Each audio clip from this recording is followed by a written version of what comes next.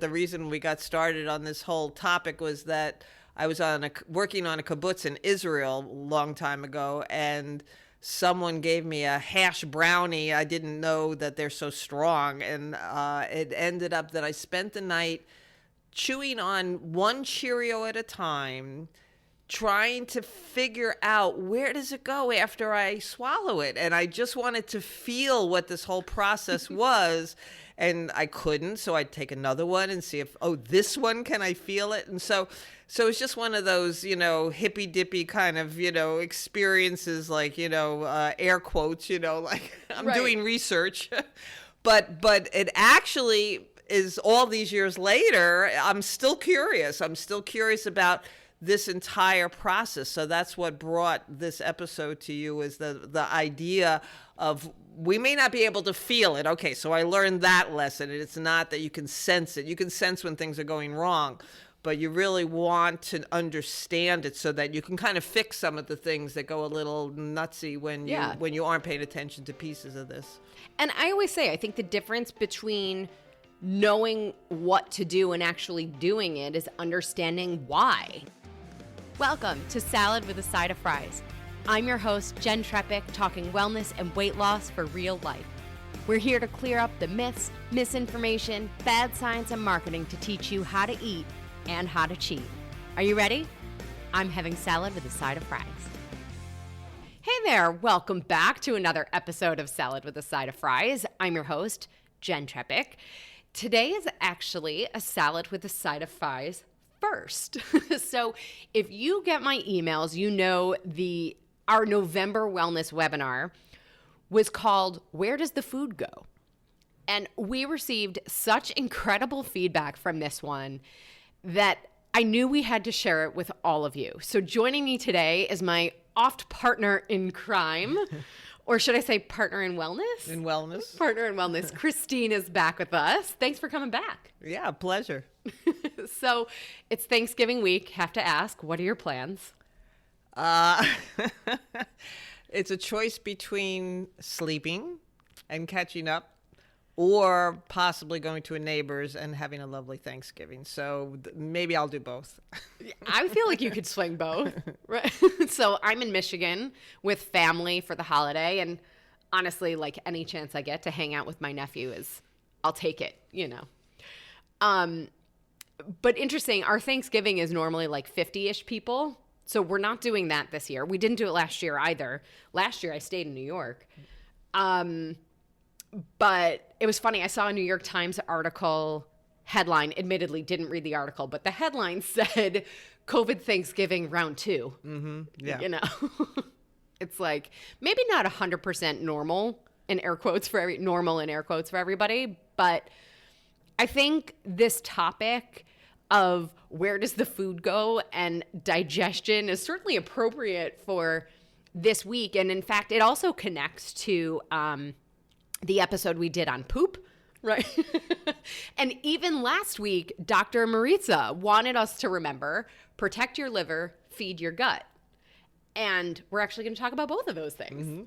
So really quick, before we get too deep into it, I want to tell our members what they're getting this week. So first, your recipe this week is for healthy leftover turkey soup, perfect for the turkey leftover from Thanksgiving. And it also has spinach in it, but you could certainly use any greens you have, like kale or collards or whatever you enjoy. And it has chickpeas plus veggies, so packed with fiber, fitting for today's episode and fitting for today's nutrition nugget. Hint, hint. So also, members, you're getting 10% off the goodies that we talk about later in today's episode. So these are all extra tools for GI support. So it pays to be a member. If you've been waiting to jump in, the water's warm, my friends. Let's do this. So go to glow.fm/salad with a side of fries.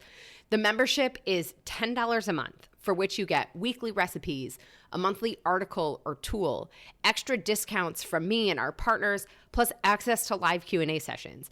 With all of these offers you get as a member, it pays for itself because you're saving more than that $10 cost. So as I always say, show yourself that your health is a priority with this membership.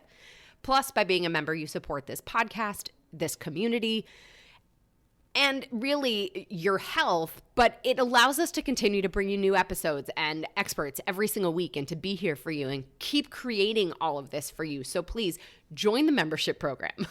All you have to do is go to glow.fm/salad with a side of fries, or just click the link in the show notes. That's easy. Once you're there, you click support now, enter your email and payment method, click subscribe, and you're all set. You'll get this week's recipe for the healthy leftover turkey soup and 10% off all the tools for GI support that we're going to talk about later in this episode. All right. So I feel like I want to preface this in two ways. First, we always talk about eating for nutrition and the vitamins and minerals and macronutrients that are in a food. But I feel like nobody talks about like how that actually happens. Like, how does it go from steamed fish and vegetables to fuel for our muscles and our nerves and our organs and our brain and all the things, And really that process is in the GI tract and then through circulation. So we're going to focus on the GI tract portion today. And that's really the objective of digestion, and we'll get into that. The second piece is, I feel like the GI tract is most often discussed in terms of symptoms, right? Like we talk about bloating, gas, hiccups, burping, reflux, constipation, diarrhea, and I don't know, maybe for better or worse, these have all been normalized, because I think just so many people are bloated on the regular or generally that even our doctors tell us that it's normal. And I don't know, maybe this is a soapbox thing. I feel like that's a big difference between Western medicine and Eastern medicine. Like Western medicine compares us to each other and says, well, if most people have it, then it's okay, it's normal. And Eastern medicine compares us to how the body was designed to function, and what it's meant to be. And so in that regard, no, bloating is a sign of something else going on. Christine, I know, because you studied Chinese medicine for so long. Remind me, it's the qi direction, right? Right. So in terms of the digestive process, they actually break it into three functions, and they're kind of separate but then join up. So it's the upper heater, which is like your mouth, and we'll get into all this later. Your mouth, your throat, even your chest. And then the stomach starts the middle heater, and so that's the liver and the pancreas and the stomach, and that all kind of churns everything and adds some digestive enzymes and things. And again, we'll get into all this. And then finally, you got the lower heater, which is both the intestines. You have small intestine and large intestine, and they have slightly different functions. But in Eastern medicine, the idea is that everything flows through all the different channels, so that if you have the middle heater and you're talking about your stomach, you're actually talking about a descending energy. So when we normalize hiccups, when we normalize burping, when we normalize reflux, when we normalize vomiting even, that's all rebellious stomach chi to the Eastern practitioner, to the acupuncturist or the shiatsu person. So rebellious chi is that it's going in the wrong direction. So you want it to go in the correct direction, which for the stomach is a descending kind of situation. So that's even burps and hiccups are rebellious. It's just so you want the energy to flow, but you also want it to flow in the correct direction. Yeah. So I just think it's fascinating. And, you started to talk about all this. So we're going to get into the anatomy and physiology of the GI tract, and then into all the things that we can do daily to support proper function and tone and repair. So that's the plan. And I think focusing on structure and function here, right? If we think about the gastrointestinal tract, right? When we say GI, it stands for gastrointestinal. And the GI system digests food by breaking it down into these smaller and smaller particles, if you will, for absorption and assimilation to the body. So Christine started to talk about the upper heater, the middle heater, the lower heater. So the upper heater is the first part. And actually, I suppose we should also say, too, there's sort of mechanical and chemical pieces to this, right? So the first piece, the upper heater, the first phase is cephalic. And so have you ever, you look at food and you get hungry, right? I used to call it seafood, right? We see food and then get hungry. Or we smell it and then all of a sudden we go from not hungry at all to, wow, that sounds really good, right? Maybe you even start to salivate once you smell the food. That's all part of the cephalic phase or part of digestion, right? And we can think about it too. I like to think about it in terms of our senses, right? So see, touch, smell, taste. Even here, when things are frying up in the frying pan, I'm sure, or bubbling in boiling water, I think we associate that with our digestion. Cephalic means head, by the way, so that's where everything starts, is up in the head.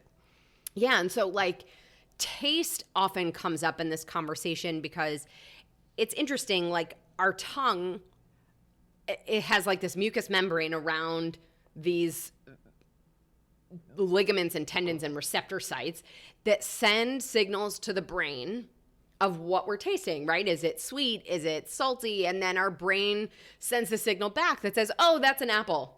That's broccoli. Or that's Sour Patch Kids, right? So even that's where sort of taste and the brain and the mind-body connection is already happening in this process. And I know our tongue and our teeth are that mechanical phase, right? But when we start to salivate, it's like the glands in our mouth are starting the chemical side. And that's the digestive enzymes. So especially fats and carbohydrates right from the get-go. I think your body kind of knows that just what goes on in the stomach and the small intestine isn't enough. Even to just swallow, you need to digest a bit. So that's the chewing breaks it down mechanically. And like Jen said, then the chemical reactions are the digestive enzymes. And so there's, saliva, lipase, amylase, if you've heard of some of these enzymes before. And then, so we chew it up, and right, aren't we supposed to chew 100 times? Well, and supposed in air quotes, right. But definitely to eat slowly and to taste that, the more you can kind of be in the moment with your food, I think actually the chemicals work better. Whereas this eating on the go and grabbing something out of the fridge or grabbing something from the corner, before you go back up to work or something, it just doesn't have time for that process. So in an hour later, if you're feeling a little bit bloated or uncomfortable, that may have been the reason, is that you didn't take your time to be able to produce all the chemicals that are needed to fully digest at each stage. Or even if we swallow too big of a piece, then it's a whole lot of extra work in the stomach compared to, if we chew it enough. So essentially chewing, right, and the saliva and all these digestive enzymes in the mouth create this mass of food that we're then going to swallow, right? So that mass of food is called a bolus. And we swallow, and it goes down the esophagus, right? And remember, if you've ever, right, it goes down the wrong pipe. So our throat has the esophagus and our windpipe, right? So we want to make sure that it's going in the right place. And it's interesting, too, because, to get the bolus of food to the stomach, right? I think a lot of times we think, oh, we just have to drink water, or we just swallow and it goes, right? Like gravity. Not so much. So we've heard about, and we've talked about peristalsis when we talk about elimination, right? But it's also peristalsis, the contraction of the muscles around the esophagus and actually throughout our whole GI tract that move. Right now it's called the bullous, but that move this lump of food through the body. It's a very Yummy. Technical term there.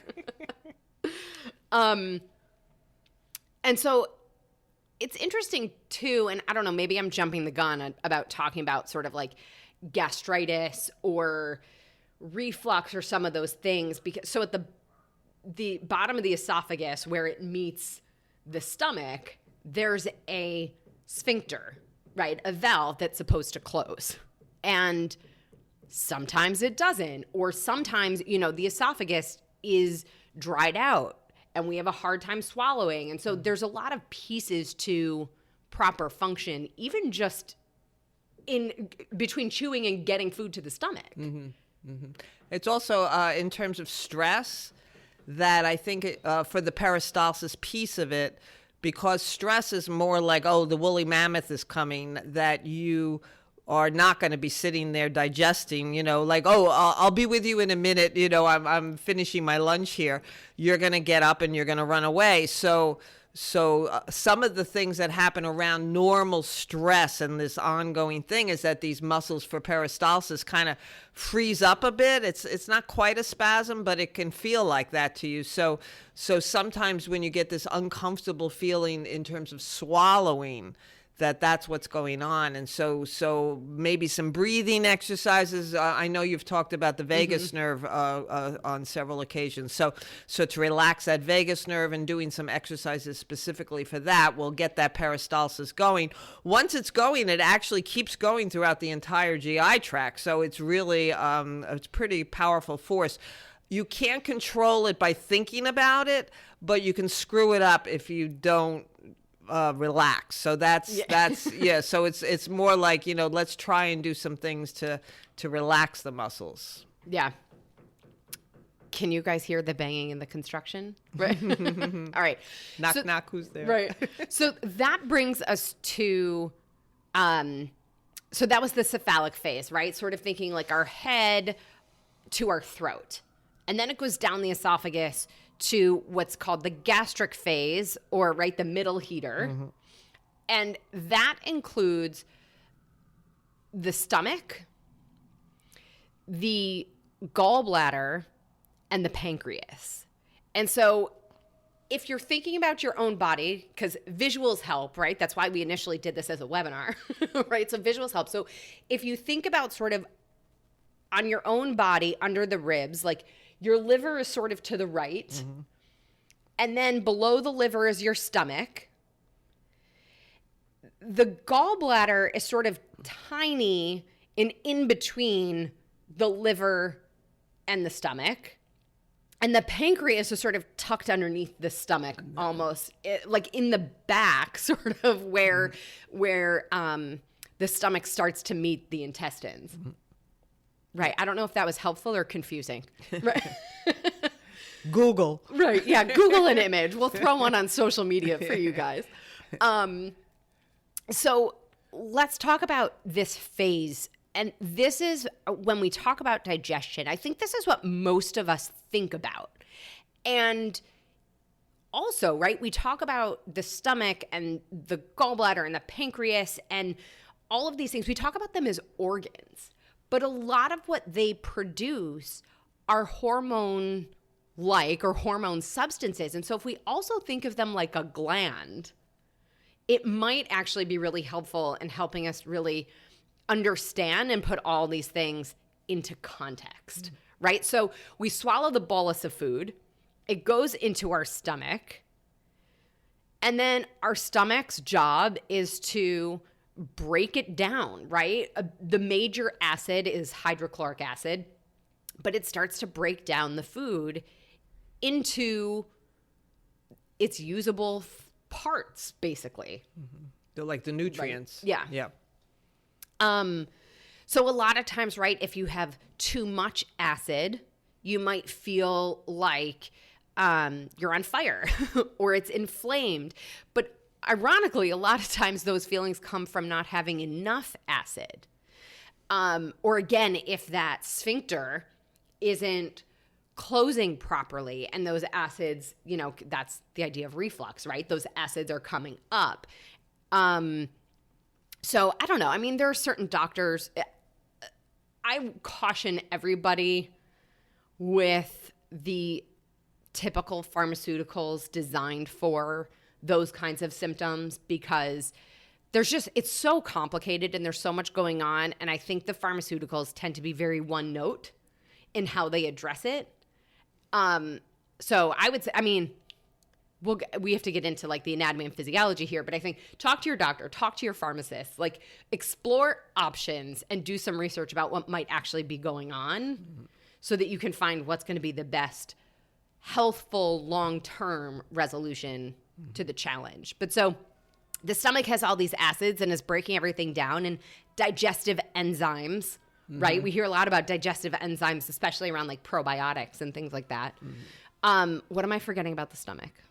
That there's a mucus lining. Yes, thank you. And so one of the problems also with the stomach in terms of the inflammation, if things are inflamed, that can affect the valve, like Jen said, so that instead of closing and having integrity, some of those juices end up going back up into the esophagus, and that's where you get the reflux and the gastritis and things like that. So that's one thing that inflammation does. But the actual walls of the stomach also can be compromised, because if they have a thick-ish, I don't want to say too thick, because mucus can be like more like phlegm, and you don't want that because then nothing gets absorbed. But you want to have a nice film, like think of it as a film, so that when you have the peristalsis and everything is squeezing and churning, it's slippery too, so that way nothing is rubbing or irritating your stomach. So again, some of these things, the medications are great for like short term, but like in addition to the medications, think of what can I do lifestyle wise to eventually get off the medications and restore the function that was originally there. So for instance, if your mucus lining is kind of dried and cracked, how can I restore it? So that's more important than just getting rid of a symptom of discomfort. Yeah, for sure. And I think, and to your point on sort of the size of the stomach or inflammation, one of the things that often people ask when we're having this conversation is like, well, what about the size of the stomach? And when do we feel full, right? Like sometimes I feel like my stomach is massive. And so it's interesting. So with that mucus, in the stomach, there's also a lining of the stomach that's sort of a little shriveled up. Like if you think about a sheet balled up on the bed, you're like, well, that's not covering the bed. This seems silly, right? But as we spread the sheet out and flatten out the wrinkles, it then covers the mattress. And so that's actually what happens when we eat and the stomach expands. It then stretches out that lining. And eventually, when it stretches enough, it hits these nerves that say, aha, we are full. Tell the brain to stop eating, right?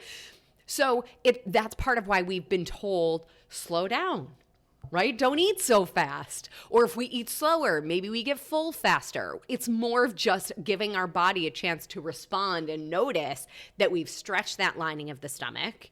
It's hit those nerves and signaled to the brain that we're full. And then I think it's also the same thing where that sheet, if you will, can shrink, right? I remember after I had COVID, right, and didn't eat for a few weeks or didn't eat that much for a few weeks, it was like I didn't eat as much food. And then it sort of goes back in time, right? But it reminds me of the line from Devil Wears Prada when she's like, I'm just one stomach flu away from my goal weight, right? Don't recommend any of that in a plan, but just saying. So that's a lot of the stomach. Then we go to the gallbladder. And the gallbladder is really responsible for mostly fat digestion, right? It gives us lipase. Lipase breaks down fat. And bile, right? Bile is what gives our, what do you call it? Stool. Thank you. That's a better feces. word. I was going to say feces, but I'm like, there's a better word. Stool is a better word. But it gives us that color. Also, the aroma, right, if you will, right, is a function of the bile. And then the pancreas is a lot about insulin and glycogen and digestive enzymes too. So Christine, I'm going to be quiet. You talk a little bit about our gallbladder and pancreas. So the pancreas has, in terms of insulin, when you eat sugars, and then your body it doesn't want that sugar in the blood, because sugar in the blood can kind of scratch up your blood vessels and things. So you want that energy source in the cells, because that's how you get energy. It goes into the cells and then you break it down and it turns into energy. So what the insulin does is it goes sweeping through the blood supply, looking for sugar, pulls it out of the blood supply, and then brings it into the cells. So that's a hormonal reaction. Like when Jen was saying before, some of these organs, we'll call them organs, can also have gland functions. So even the saliva glands, they have functions that they're actually releasing these hormones or digestive enzymes. So then on the other side of the pancreas, you have these lovely digestive enzymes, and this is a more complete supply. So now you're not just talking about carbs and fats, you're talking about protein and cellulose, and trying to break down some of these other things in the body, so that you can, and even milk sugars and proteins and things. So you want to be able to have digestive enzymes that are appropriate to each one of those things, so that's going to be released a little bit lower than the stomach, because the stomach has its own digestive enzymes, but then the pancreas releases them into the small intestine, the early part of the small intestine, and that really is where a bulk of the absorption happens. And I think it's also just worth noting, right? We have our body produces, what is it, like 8 ounces? Yes, of digestive juices. Right. And inside and that's in the pancreas, and inside those digestive juices, a cup of coffee, let's say. But that's where the digestive enzymes, kind of go into the system. So again, we're back to that fluid transportation, just like the mucus. You need things to be slippery and moving along.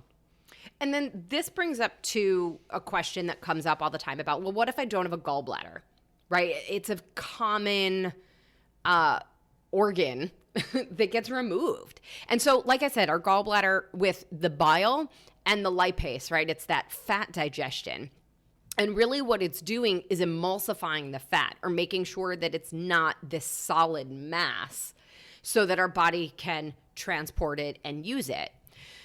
So if somebody doesn't have a gallbladder, we can then connect it to say, okay, we may have some challenges around breaking down fat, right? And that's something, again, you might want to just keep in the back of your mind and think about the implications and the challenges for your body if this is you, and where you might want to put some extra attention when it comes to your everyday choices. Mm-hmm.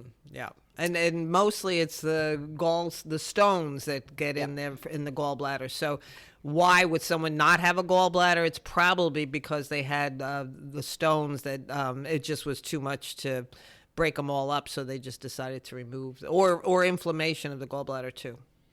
All right. So that was the gastric phase or part of the GI tract. Now we're in the third part, which is the intestines.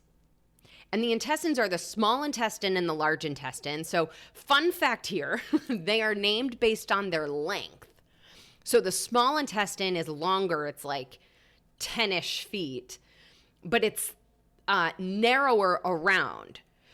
The large intestine is shorter, but thicker, right, if you will, right? I'm trying to come up with words here, you know?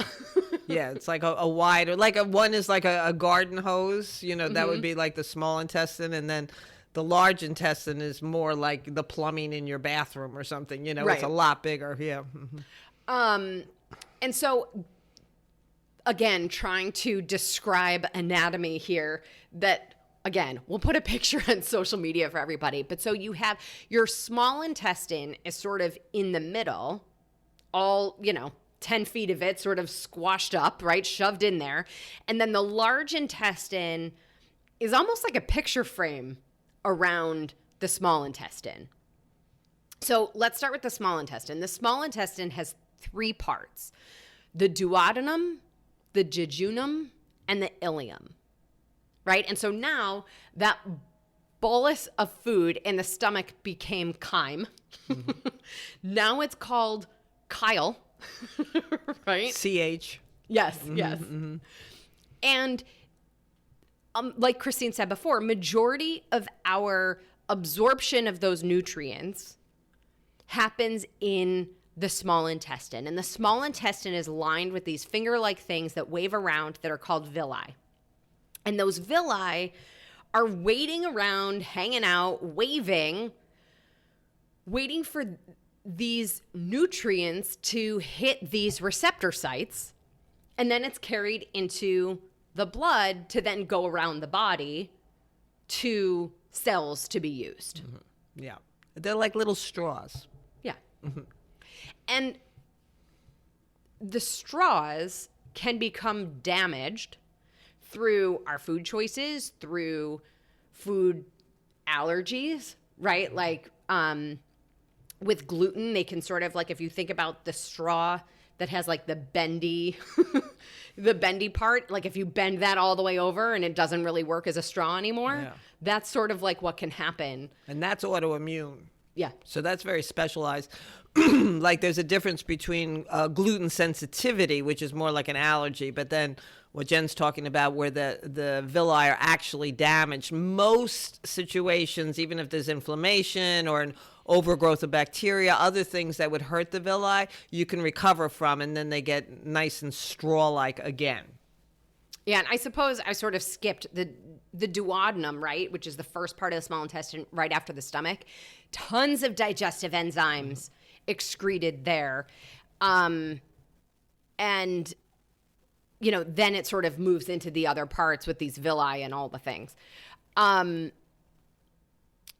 Do we want to talk about sort of the lymph connection here? Yeah, like one of the things in order for the nutrients to go into those straws, in most situations, you need like an Uber driver. You need a carrier molecule to escort. It's probably some kind of electromagnetic something or other in terms of so it's not a simple receptor site. It's actually more like a little funnel there. So you get this carrier molecule to help it across the border there. And then once it's in the blood, then it's like the blood and the lymph kind of are very close together and they wrap around each other. And so then that's how the nutrients actually get transported into the lymph and around the body. That's why, you know, I know people talk about all the different benefits of exercise, but one of the benefits of exercise is to get that lymph moving because now that it's got all these nutrients, the only thing that moves it is either a massage, which is lovely, or you would have to actually move, like walk or do your exercise, and that moves. That's why moving the lymph is so important. The blood has the heart to pump, but the lymph doesn't have any pump, so that's what's missing. Like jumping. A lot of times for lymph drainage, we talk about like jumping on a rebounder. Yeah, rebounder, a little trampoline. You know, jumping up and down. So essentially, right? So we have the small intestine, and so we had like the bottom of the stomach, right? Then we had the small intestine. The bottom of the small intestine then connects to the large intestine. And then again, going back to our own body, the large intestine, that's like a picture frame around the small intestine. So on your right side going up is the ascending. Oh, I should say, your large intestine is the same as your colon.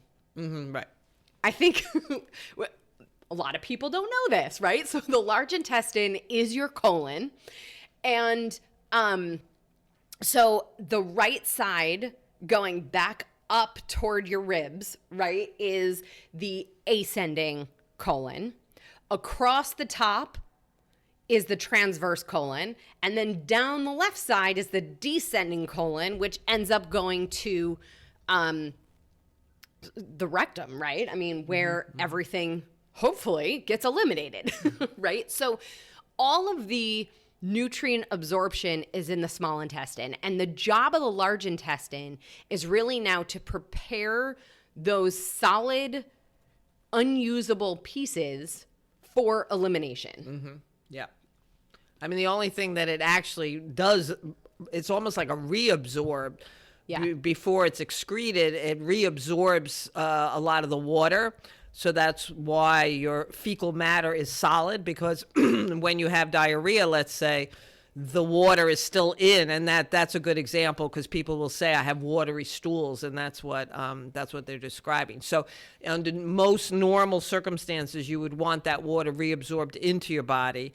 And then the other thing is the minerals. So you don't want to be losing minerals. Minerals are so valuable. They're large molecules, so that's sometimes why. Those are like those carriers. Yes, but they're also why it doesn't get absorbed into the small intestine completely, because they're large molecules, and so they need those carrier molecules. So, but the large intestine will rescue them and reabsorb them into the body.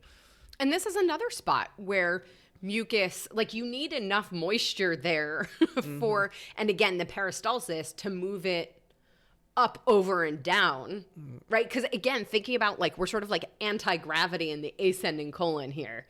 And then, moving it through, like we need enough moisture and that mucous membrane to sort of make it all happen.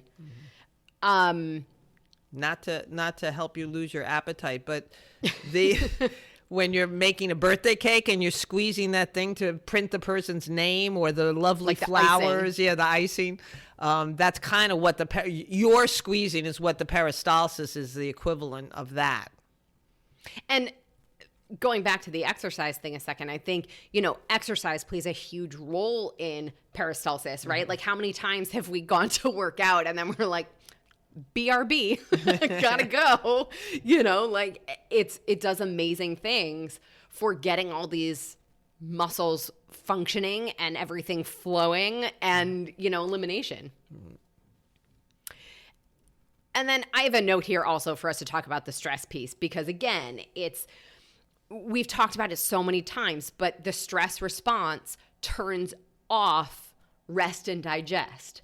And everything we just talked about requires rest and digest to be turned on.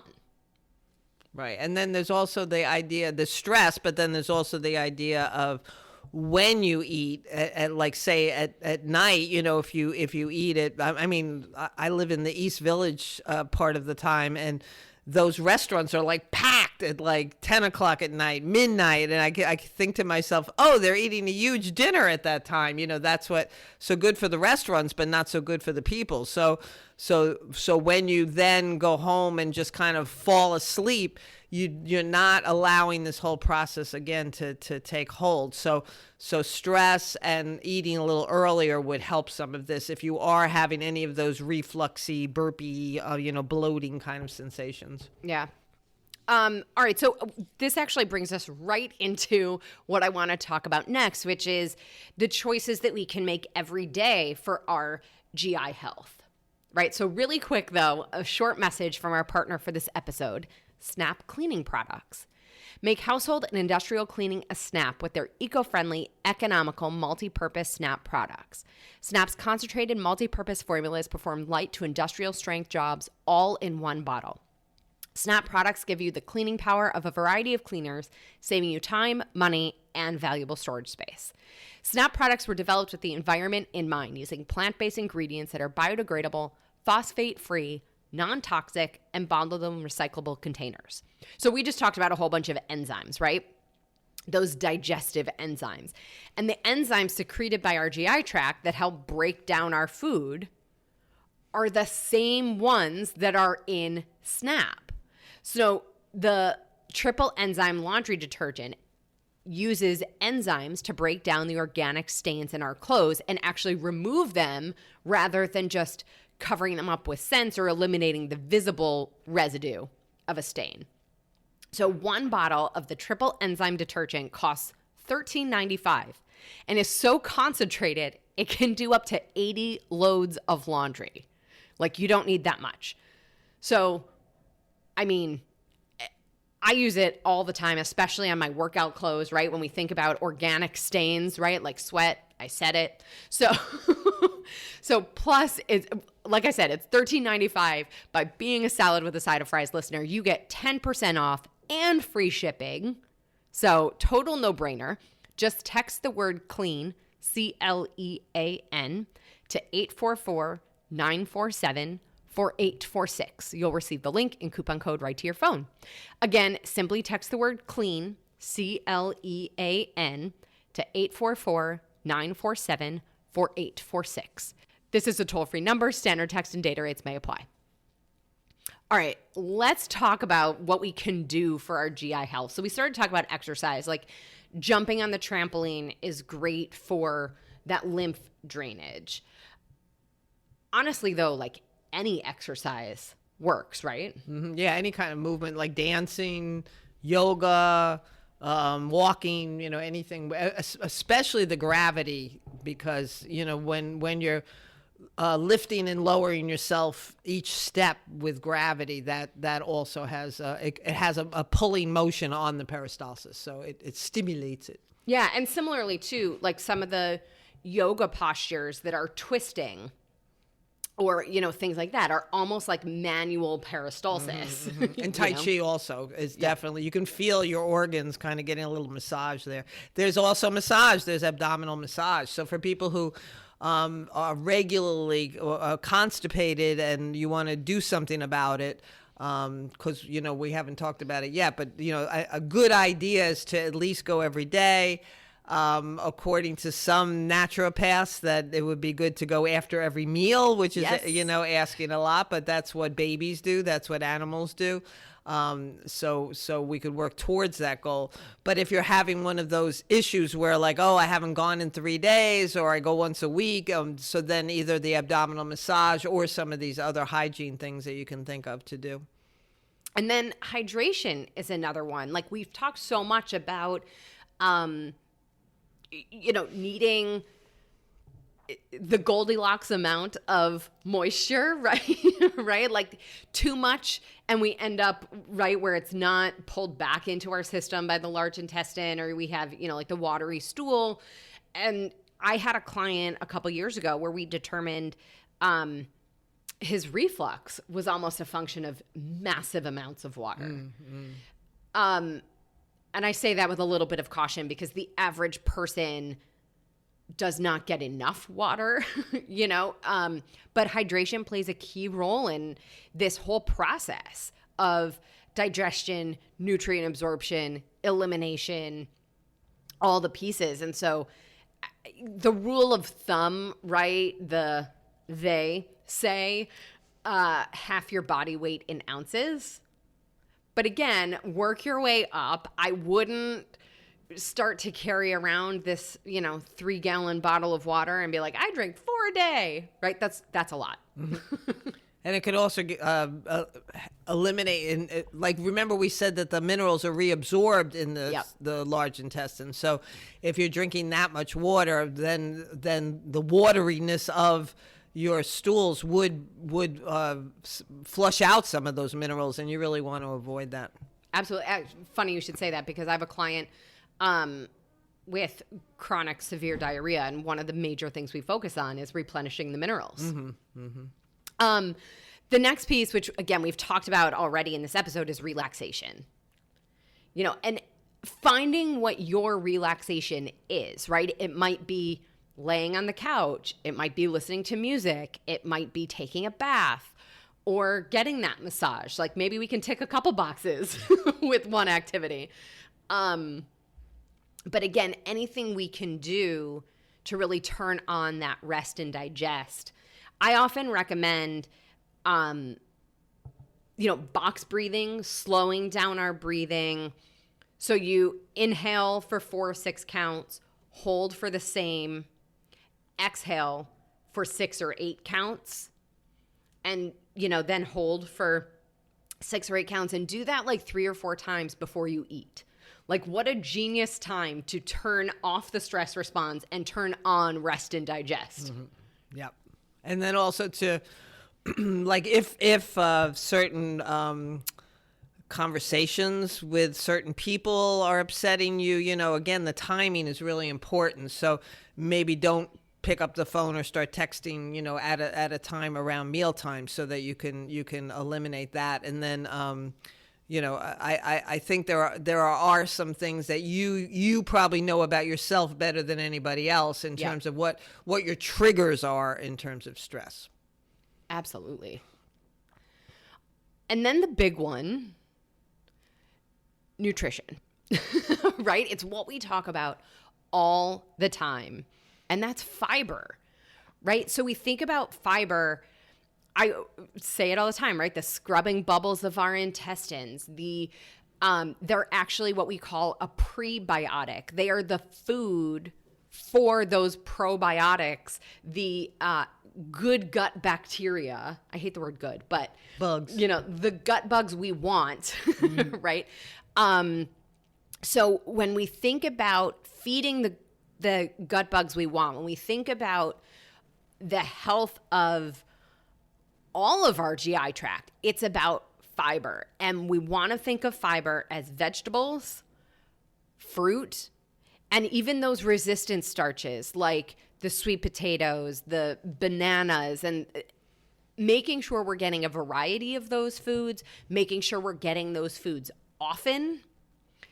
And, I think a lot of times when we say fiber, and if you listen to Salad with a Side of Fries often, you know that when I talk about fiber, I mean vegetables and fruit. But a lot of times when the world hears the word fiber, we think of grains. And grains are a lot more complicated in what they're giving us. And if what we're eating, when we think we're eating whole grains, if they actually are. And so our best source of fiber are those vegetables. And similar to the water, we got to work our way up to the proper amounts. Yeah, because what they say, the basic numbers are like in the 20s and 30s each day, but that's like a minimum requirement. So you want to, in order to be healthy, you probably want to be up in the 50s. So it really, like Jen said, is really up to you to slowly introduce, because that can, like, now these gut bugs are like, they're the ones that are bloated. So, if you feed them too much, it's like a big old Thanksgiving for them. So you want to just make sure that you kind of load up on fiber slowly over time.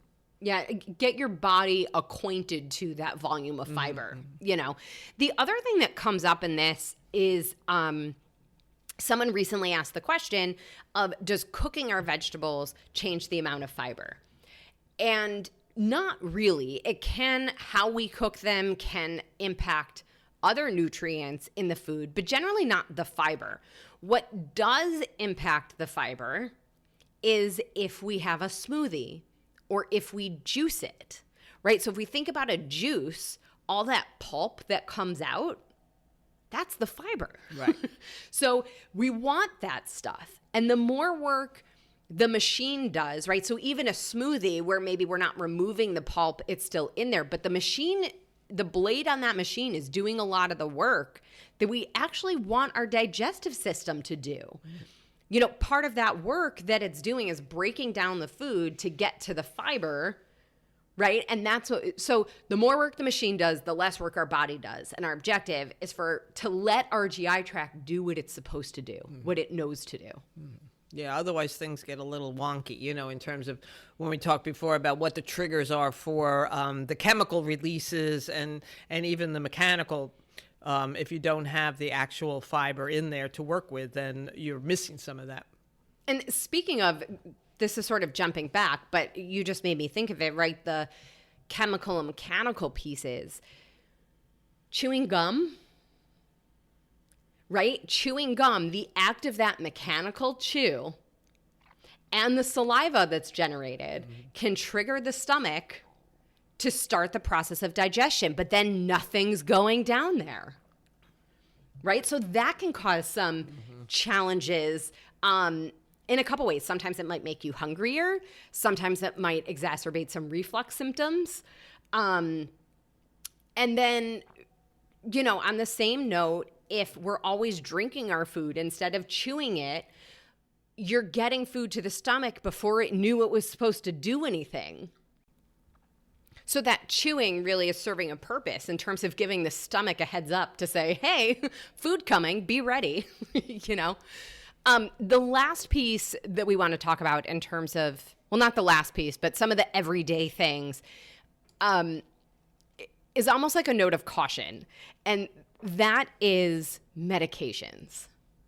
And especially antibiotics. So antibiotics, almost kill everything in the tract, right? It doesn't necessarily handpick the bacteria or the thing it's trying to kill. So in my lifetime, I have only ever had one doctor tell me to take a probiotic at the same time as a medication. I ended up not even taking the medication, but I'm a defiant patient. Don't go by me, but non-compliant. Right. But that's the only time that's ever have you ever had doctors tell you? No. Yeah. And there's a lot of medications where if you take something to counter some of the negative side effects, you're good to go.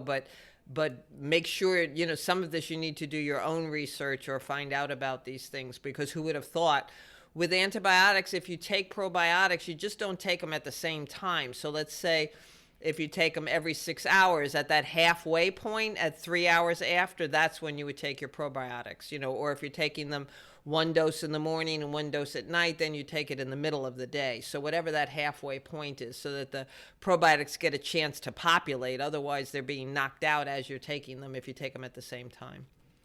Yeah, and I think, it's not to say don't take medications, right? It's about making sure that we're doing all of the pieces to support our long-term health. And so, what is it, 6 months?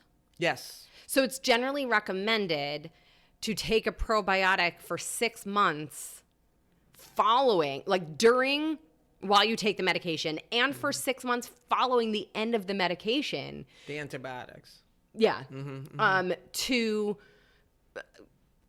basically repair and rebuild the microbiome, right? Yeah. No, and I've heard upwards of 2 years, depending on the person. So that's where, and it turns out that in the microbiome that Jen's talking about also has what to do with your mood. So if you're chronically feeling like kind of down or depressed or anxious, some of that can have what to do with your digestive system. So I've not had any doctors connect those two things. So I think that it's worth taking a look if this is you, that you would want to pay some extra, shine a light on it, pay some extra attention.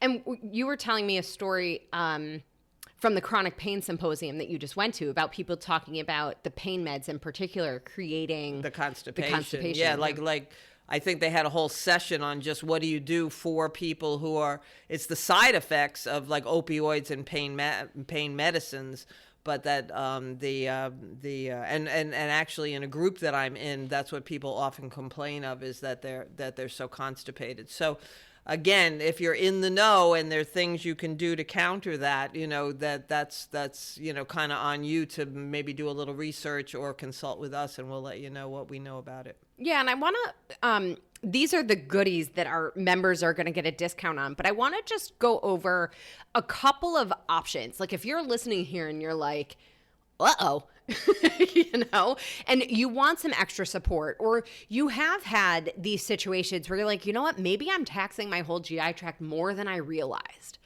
or, diabetic or pre-diabetic, and you're noticing that you might need some extra support around some of these pieces. So first of all, a lot of this can be very individualized. So please, this is your blanket invitation to reach out to us if you have more questions and some specific questions. But a couple things that are generally helpful for people. The first one is aloe. And we did a whole nutrition nugget on aloe to talk about, when we think about what aloe does for the skin, for a sunburn, it can do for our insides when we drink it. But we want to make sure that we're getting one that is certified by the International Aloe Science Council for purity and potency, because P.S. your drugstore can sell you a bottle of water with 1 drop of aloe juice in it and sell it to you as 100% aloe juice. So we do want to be able to do a little bit of research and know what we're taking. I would also recommend an aloe that has the aloin removed. That's this lining in the aloe that can create diarrhea, which is not what we're looking for. So, unless you're on pain meds. Right, unless you're on pain meds. And in which case, I wouldn't recommend an aloe juice. I would recommend a different aloe, if that's you. And we'll put a link to the ones that we take and recommend with our clients in the show notes. But of course, consult with your pharmacist, consult with your healthcare providers on all of these things.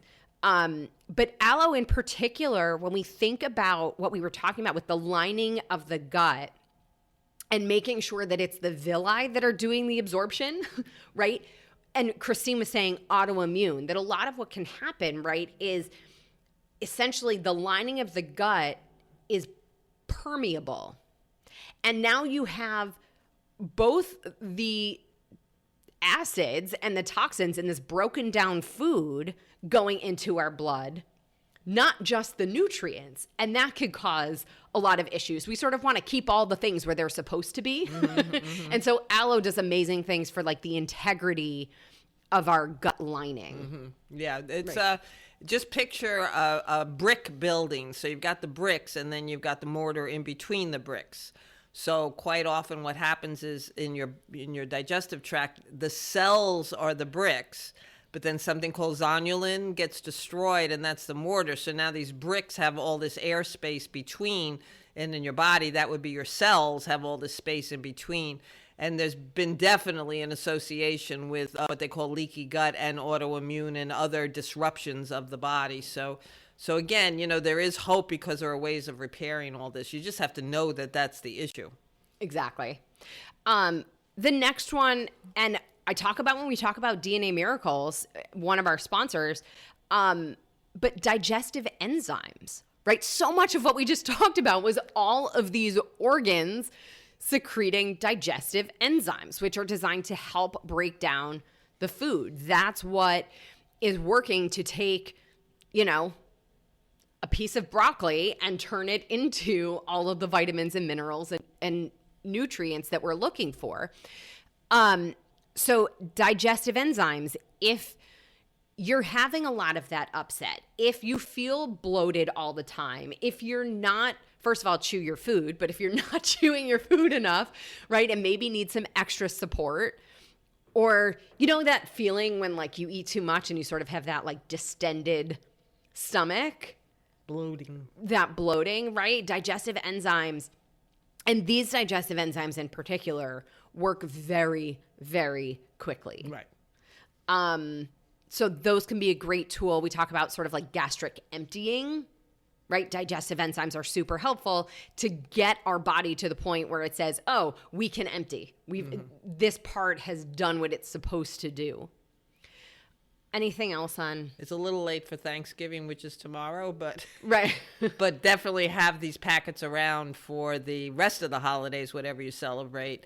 And then you can hand them out to all your relatives. They're going to carry you around the room on their shoulders because, like Jen said, this works really fast. So that it kind of ends that bloaty feeling.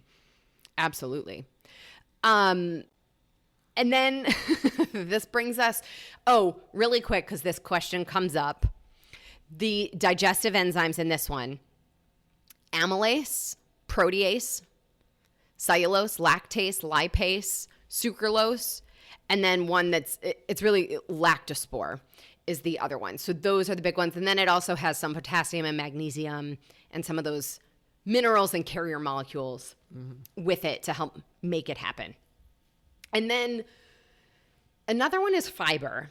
And again, I talk about fiber as a supplement with hesitation because not all fiber supplements are the same. A lot of fiber supplements, almost similar to medications, will take out the good stuff and the bad stuff. We want to make sure that we have a couple different sources of fiber. We want to make sure that it's really giving us the prebiotics we need. This particular fiber powder also has some probiotics with it too. So it's really a specialized formula. It also gives us those resistant starches. The resistant starches create the short chain fatty acids, which our digestive system needs. So this fiber powder in particular, I can stand behind, but there are not many. If you're taking one, send us a label, take a look at the label, compare the two labels. And again, with fiber, you don't even have to take a full, this fiber powder, one serving is 10 grams of fiber. you don't have to take a whole serving. Take part of it and work your way up, and again, start with your food. I like this in particular when traveling because, when I need that extra support. So I think that about does it on the fiber and the fiber powder. Food first. That's really my message on the fiber. Food first. And then let's talk about probiotics for a second. Probiotics can be tremendous. We want to make sure a couple things with probiotics. We want to make sure that they are alive and that the right bugs get to the right place in our gut, because the ones that are supposed to be in the small intestine are different than the ones that are supposed to be elsewhere. And one of the things the probiotic we'll give you a link for has 10 billion CFUs, or colony forming units. And it's made with two really interesting technologies. One's called live back, which ensures that the bugs are alive even without refrigeration. And speaking of refrigeration, your store might have it refrigerated and you might refrigerate it really quickly after buying it. But how it gets from, manufacturing to your store shelf, we don't know. These days especially. Oh my goodness. Supply chain. Right. It might be sitting in the Suez Canal for a couple of weeks. Right. So making sure they're alive is really important. And then the other technology that it uses is called BioTract. And it's essentially like this probiotic pill. It's a little bit of a flaky pill. Like it doesn't have this hard exterior. Like chalky almost. Yeah. Mm-hmm. It's almost made in like layers. So the layers of the bugs that are supposed to be in the upper GI are the outer layers, and the ones that are lower are the inner layers. And so it almost like peels away as it's traveling through your system. Mm-hmm. And that's really in the important. Right places. I've had people who, they're taking care of themselves and they're taking their probiotics because they read about them. And then it turned out that when they come to me as an acupuncturist, they've got an overgrowth of bacteria in the small intestine. And they're like, how can this be? I'm doing everything I'm supposed to. But that might be the reason, is that they don't have the BioTract technology in their probiotics, and all the large intestine bacteria dumped into the small intestine. And now you've got an overgrowth of the wrong kind. And it's just unpleasant to have that, and it takes a while to get rid of it. So, this is just a more of a guarantee it's going to get to where it needs to go. And then the last one we're giving you a link for is a chewable probiotic. So, Christine, let's talk about the mouth for a second and the importance of a chewable probiotic. What happens in the mouth a lot, because we're so fastidious about, breath odors and things, and also, keeping our teeth clean and keeping the bad bacteria, but we don't realize is that we need the good bacteria in there. So what happens with mouthwashes and different things, they're so antimicrobial that you end up, kind of flushing out the good stuff too. So, which has kind of been a theme today. So the chewable probiotics, which really are for kids, but if you just kind of chew them into little pieces and then suck on the little pieces and just keep them in your mouth as long as possible, that kind of repopulates. And so now you're talking about gum health, you're talking about dental health, and it's really important to have these good bugs. So if you're interested in this whole field, the BioTract actually releases some of the probiotics into your mouth, but the chewable really does the job. So I do both. Yeah, and it brings up another point of like, we don't even think about sometimes, what's happening in the mouth. But I also would say, do not just start chewing probiotic that you have. No. Right. Christine, any final thoughts on what happens to our food after we eat it? I was sharing in our webinar that the reason we got started on this whole topic was that I was working on a kibbutz in Israel a long time ago, and someone gave me a hash brownie. I didn't know that they're so strong, and it ended up that I spent the night chewing on one Cheerio at a time, trying to figure out where does it go after I swallow it. And I just wanted to feel what this whole process was. And I couldn't. So I'd take another one and see if, this one, can I feel it? And so it's just one of those, hippy dippy kind of, experiences, like, air quotes, like I'm doing research. But it actually is, all these years later, I'm still curious. I'm still curious about this entire process. So that's what brought this episode to you, is the idea of, we may not be able to feel it. Okay, so I learned that lesson. And it's not that you can sense it. You can sense when things are going wrong, but you really want to understand it so that you can kind of fix some of the things that go a little nutsy when you aren't paying attention to pieces of this. And I always say, I think the difference between knowing what to do and actually doing it is understanding why. And this piece of anatomy and physiology is something that, like, I think it's assumed that we know, but no one has ever taught us this, hands down. Right. And then I just want to say, too, I think our bodies are amazing. Like, look at everything we just talked about, and it happens whether we think about it or not. Like, the human body is an absolute miracle. And the more I learn, the more amazed I am. Yeah. And how everything is geared towards balance. Yes. We're the ones that get in the way sometimes, but the body itself is always looking for balance. Exactly. All right. It's time for our nutrition nugget. You ready? Ready. This week, we're talking about leftovers. Thanksgiving, right? I felt it was appropriate for us to talk about leftovers. And maybe your feeling on Thanksgiving is like, oof, so much food, right?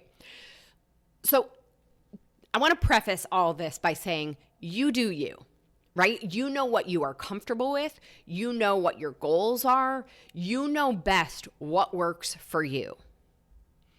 If leftovers can be a challenge, or a holiday tends to become a holiday week or a holiday year, here are some ideas.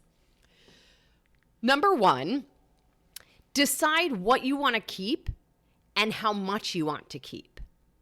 Think about the foods that you would typically have at home anyway, right? And what you might want to repurpose. We'll talk about repurposing more in a minute, but maybe that means veggies, right? Not string bean casserole, but clean string beans. Maybe there's some soup or turkey. I would say, sweet potatoes with marshmallows, probably not an everyday food. Or even endless amounts of stuffing hanging out, probably not needed. So then for those more indulgent choices, how much do you want to keep? Like, you can keep some and not every last morsel. It's okay. And maybe when you're eating those leftovers, that's when you decide to pick and choose the indulgent choices instead of having everything at the same time again and again at every meal until they're gone. Number two, for what you don't want, send it home with guests. So at the store, go buy the extra takeout containers, whether, they're the ones like a restaurant or reusable ones. Buy extra and put them out so that people see them and they know that they're for them to use, right? Your expectation is that they're taking food home. Number three, donate it. So yes, even with COVID, there are places taking food donations. So you can go online, do a quick search, or maybe you have an office or somewhere else that you're going. Bring the leftovers. If you live in a big city, like we're in New York, you could package up the leftovers into those same takeout containers, walk or drive through the town and hand them out to people. Honestly, in New York, you could leave it. Right. Even if you left it like on the top of a garbage can, someone's going to find it and eat it. Yeah. Tip number 4, I'm giving you permission to dump it. I think sometimes like we were brought up with like the clean plate club, or guilt around throwing out food, but you eating pie for a week doesn't do anything to help the person who doesn't have food to eat. We have this disconnect. And so, there's also, here's my brain, right? I'm like, one could even argue that does pie qualify as food, right? It's a food-like substance. We eat it, but is it nutrients, right? Anyway, so those give you sort of some guidelines, right, for what we can do with the leftovers. For the things that you decide to keep, some ideas for repurposing. Turkey salad, I feel like, is pretty typical. The recipe I'm sending our members is for a leftover turkey, chickpea, and veggie soup. You could do turkey tacos, a stir fry with the veggies and, whatever protein you have. You could do stuffed peppers, a hash with like Brussels sprouts and some of the potatoes and whatever else you have around. I saw a recipe actually for like little string bean bundles that were then wrapped in a piece of bacon and baked. So if that's your thing. I also saw a recipe for sweet potato hummus, which was interesting. And there are tons of options for repurposing your leftovers so that we can move through it and not feel like we're eating the same thing or all that good stuff. So let's sum it up. Keep your typical foods. Decide how much of the indulgent or holiday-specific foods you want to keep. Send food home with guests. Donate it or dump it. And if you're up for it, you can get creative, and decide, what you want to keep in your fridge. Christine, anything to add to our leftovers conversation?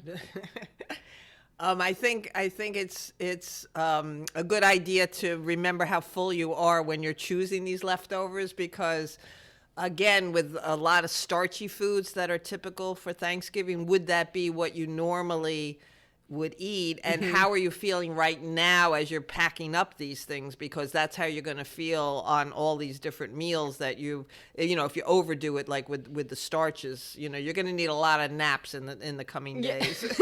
For sure. Well, thank you again for being here, Christine. Pleasure as always. And as always, everybody, I'm your host, Jen Trepeck. Connect with me on Instagram, Facebook, all the social media. I am at Jen Trepeck, JENNTREPECK. Please reach out to me. Send me a message. I want to hear your takeaways, your ideas, your questions. This is also a super easy way to learn more about working with me. This is also last chance, guys. 8 weeks, Hack the Holidays program. Link in the show notes and in my bio on all the social media pages. Also, personal invitation, become a podcast member.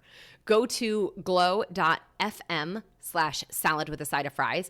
Being a member shows your support for this podcast, this community, and most importantly, your health.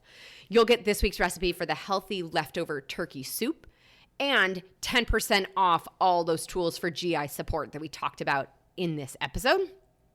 So remember, everybody, from the first look at that food or even the first scent, our digestive system starts working. And the best thing we can do is give our bodies the building blocks they need, minimize the disruptions, and let the magic happen, because our bodies know exactly what to do. Well, friends, that's it for today's episode of Salad with a Side of Fries. Congratulations for making yourself and your health a priority. Thanks so much for joining us. Be sure to click subscribe or follow on your favorite podcast platform. Share us with a friend, and we'll be back next week. Always remember, you deserve it, and you are worth it. Happy healthy.